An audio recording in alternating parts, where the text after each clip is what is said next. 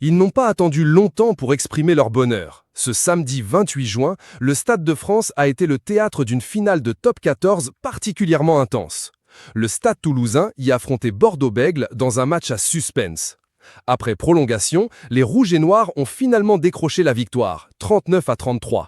Après la cérémonie de remise du prestigieux bouclier de Brennus au sommet de la tribune présidentielle, les Rouges et Noirs sont descendus sur le terrain de Saint-Denis pour fêter leur victoire. Joueurs et dirigeants se sont rassemblés sous un feu d'artifice avec Antoine Dupont parmi eux. Écarté des terrains depuis sa blessure au genou droit survenue pendant le tournoi des 6 Nations en mars dernier, Antoine Dupont profite de cette pause forcée pour se concentrer sur d'autres projets. Sa rééducation lui laisse du temps pour réfléchir à l'après-rugby. Le joueur du Stade toulousain semble déjà poser les bases de sa reconversion. Il a en effet décidé d'investir dans le Rugby Football Club Los Angeles. Dans une récente prise de parole, Pete Sickle, le PDG du club californien, a précisé les contours de cette collaboration.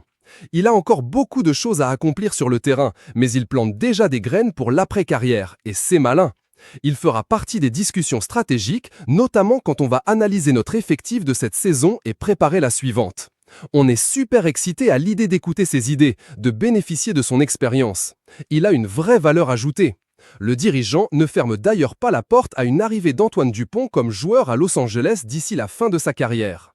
Lors de la soirée au Stade de France, c'est l'absence d'Iris Mittener qui a fait jaser, relançant aussitôt les rumeurs de tension ou de distance avec Antoine Dupont. Une absence remarquée, d'autant plus étrange que le couple a pourtant été vu ensemble la semaine dernière. Ils ont été aperçus main dans la main à l'inauguration d'une boutique de luxe à Saint-Tropez, avant de s'offrir une parenthèse au calme à la réserve de Ramatuelle. Installés dans un hôtel 5 étoiles où certaines villas peuvent atteindre les 100 000 € la semaine, les deux amoureux ont profité d'un séjour luxueux sous le soleil du Sud. Sur Instagram, chacun a partagé quelques instants de cette escapade, sans jamais s'afficher ensemble. Antoine Dupont s'est montré en pleine séance de musculation face à la Méditerranée.